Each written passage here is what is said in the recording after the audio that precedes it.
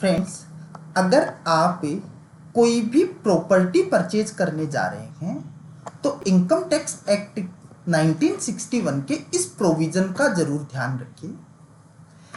देखिए, अगर आपकी प्रॉपर्टी की वैल्यू मतलब जितने रुपए में आप प्रॉपर्टी परचेज कर रहे हैं, अगर वो वैल्यू डीएलसी रेट से कम है तो जितना डिफरेंस है उसको आपकी इनकम मान लिया जाएगा section 56 of the income tax act के according. Section 56 income tax act का क्या कहता है कि अगर आप जितना कंसीडरेशन पे कर रहे हैं, अगर वो आपकी डीएलसी रेट से कम है तो वो अमाउंट आपका एज अ गिफ्ट टैक्सेबल हो जाएगा।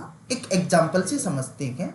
सपोज आपकी डीएलसी रेट है किसी प्रॉपर्टी की 50 लाख रुपीज और आपने उसके लिए कंसीडरेशन पे कर रहे हैं, जो एग्रीमेंट हुआ वो 40 लाख रुपए में ही हो गया, हो सकता है वहां मार्केट वैल्यू 40 लाख रुपए ही हो, तो उस केस में 10 लाख रुपए का जो डिफरेंस है वो आपकी इनकम मान ली जाएगी अंडर सेक्शन 56। इसमें एक रिलैक्सेशन दिया हुआ है।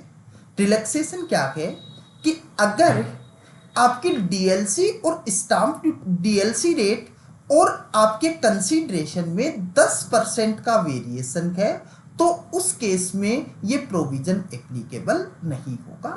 समझते हैं एग्जांपल से। अगर सपोज आपका कंसीडरेशन है सपोज 40 लाख रुपए का, 10% 40 लाख का होता है 4 लाख रुपए।